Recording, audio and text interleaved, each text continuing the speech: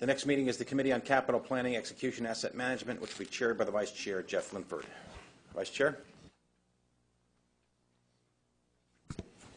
Thank you, Mr. Chairman. Today's meeting of the Committee on Capital Planning, Execution, and Asset Management is being held in public session in its entirety. At this point, I would ask the Acting Board Secretary to advise those present of the composition of the Committee on Capital Planning, Execution, and Asset Management, and any Commissioner recusals on the items before the Committee at today's meeting. The committee is comprised of Commissioner Linford as Committee Chair, Commissioner O'Toole as the Committee Vice Chair, and Commissioners LaBarbera, Pacino, and Rosado. All committee members are present at today's meetings, with the exception of Commissioners LaBarbera and Pacino. There are no recusals on any of the matters being discussed. Thank you. I will now call upon our Director of Aviation, Huntley Lawrence, to present an item concerning the new Terminal 1 program at Newark Liberty International Airport. Huntley. Well, good afternoon, Commissioners. I'm requesting your approval to advance the next step of the Newark Terminal 1 redevelopment program, a public-private partnership that will provide for a new consolidated rental car facility inclusive of a Port Authority-funded public parking garage. To advance this transaction, I'm specifically requesting your authorization for the release of the remaining $170 million in Terminal 1 redevelopment program funding to support public parking at the Newark Airport, which is fully included in the 2017 to 2026 capital plan within the Terminal 1 redevelopment budget. Also, to mandate a customer facility charge of $6 per rental car transaction per day at Newark International Airport to take effect in August via modification of the Port Authority's privilege permits with the rental cars. And upon the deal's financial close later this year, this charge may be adjusted to a maximum of $7. And from that point forward, the CFC would be subject to 2% annual escalations under the lease terms. And also to continue negotiations with the developers selected by the rental car companies on a proposed lease for the design, build, financing, operations, and maintenance of the new consolidated facility. We would seek your authorization for execution of this lease when all terms have been finalized.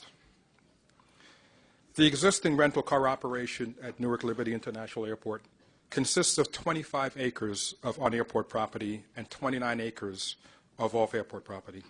These operations are split into two quadrants shown on the lower left-hand corner of the aerial.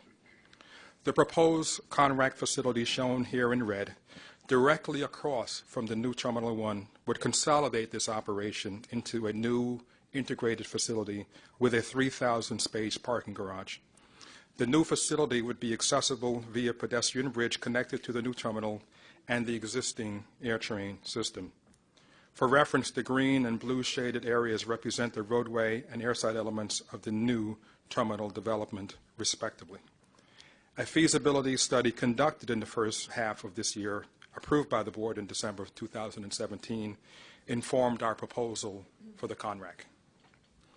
A new CONRAC facility at Newark Liberty International Airport will provide a superior customer experience for our passengers, allowing all rental car brands to be housed under a single roof for one-stop shopping. The 3,000-space public parking garage would be situated on the top 3 floors of the facility, with the CONRAC operation on the lower 3 floors. The garage design will provide for sustainability with electric charging vehicle spaces and infrastructure that can accommodate solar roof panels. We expect to issue a separate request for proposals for a power purchasing agreement with an entity that will construct the solar roof. CONRAC facilities exist at numerous airports throughout the United States, including Chicago O'Hare, Austin Bergstrom Airport, Ted Stevens, Anchorage International, Tampa International, Boston Logan, and Houston's George Bush Intercontinental. Development of the new facility will require a modification of the building code at Newark Airport to allow for the fueling operation. Safety enhancements are currently being developed, and staff are in discussions with the cities of Newark and Elizabeth fire departments. So, Commissioners, in summary, I'm seeking your authorization to release the remaining $170 million in Terminal 1 redevelopment funding to support the public parking garage for the Terminal 1 program, mandate the CFC starting at $6 a day, and authorize the executive director to negotiate with a developer selected by the RACs and a CONRAC for a CONRAC facility. Should financial close of the deal not be achieved this fall, the CFC would cease by January 1, 2019, and any amounts collected would be credited to the RACs for their contribution to the feasibility study, with any additional funds collected to be applied to physical improvements to existing rental car facilities. The Port Authority would then proceed with a public parking garage as originally contemplated. As stated before, pending successful negotiation of terms with the proposed developer and alignment of necessary financing, we anticipate seeking your future authorization for the DBFOM, or Design, Build, Finance, and Operate and Maintain lease. Commissioners, pending your questions, I recommend that you advance this item to the full board for approval. Thank you, Huntley. Any questions? May I please have a motion from a committee member who is not recused on the matter to move the item forward for consideration by the full board? So moved. Thank you. May I have a second? Who else is on the committee?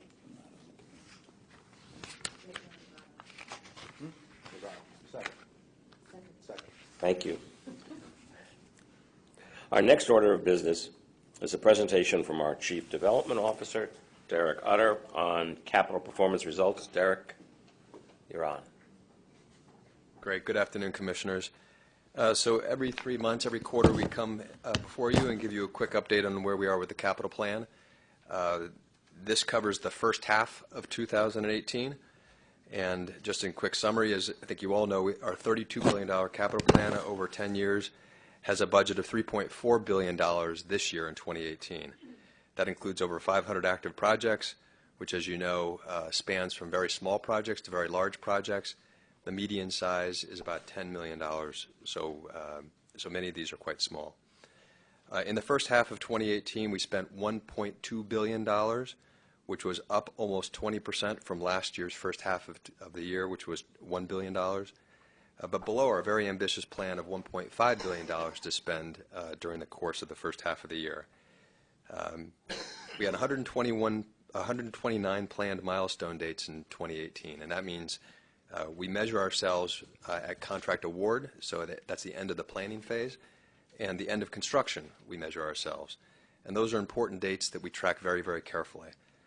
In the first half of the year, there were 40 of 46 milestone dates were achieved, and 7 milestone dates in addition to that were achieved early that were supposed to happen in the second half of this year.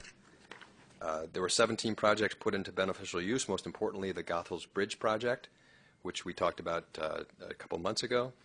And we've had major economic impact on the region, over 10,000 job years created for the work in the first half of the year. Just looking at the spending by line department, you'll see a couple things. In the first part of the chart, we show the spending compares to plan, and the second part of the chart, you'll see spending compared to last year. Spending compared to plan, the line departments spent 89% of plan, and the two areas where we spent under plan really were the World Trade Center and non-Port Authority managed projects. Compared to last year, all line departments spent more, which is a good thing because we're ramping up projects. It's meant to be a good thing in this case. Aviation spent about $160 million more than last year, and TB&T spent almost $100 million more than last year. Again, World Trade Center and the non-Port Authority managed projects both spent a little bit less. So where do we spend money? There are really, the top 4 projects covered about half of our budget. And most importantly, where we really had a step up in the second quarter was in the Newark Terminal 1 project, where we spent, first quarter we spent about $19 million, second quarter we spent over $80 million. So that's really where we've had the most change in activity during the first half of the year.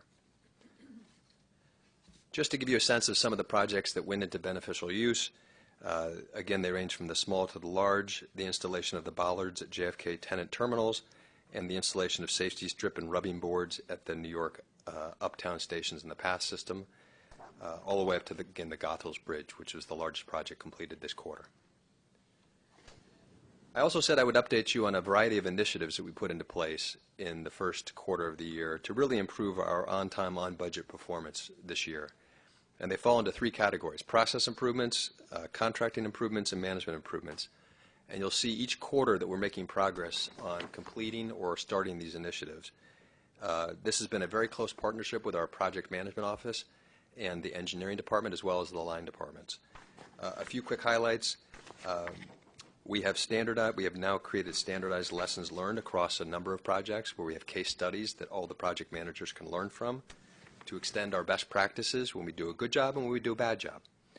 We also are creating single agency points of contact, and we have done so for things like utility coordination with the various outside utilities, so that no longer do we have confusion between who they need to coordinate with through the Port Authority.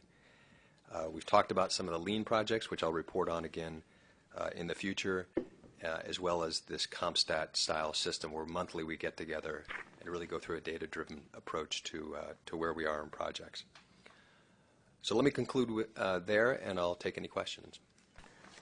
So, Derek, in terms of the takeaway, we have over 500 active projects. 34% are being spent on a state of good repair. 60% of the projects are in construction or closeout. And of the top 11 projects, 10 are based on our basic mission of transportation. So we really have returned to our mission. Did I get that correctly? That's right. Thank you. Any of my colleagues have any questions at this point? Okay. Let me just turn the page. Thank you, Derek. This Okay, thank concludes today's meeting of CPEM, Capital Planning, Execution, and Asset Management. And I turn it over to our chair.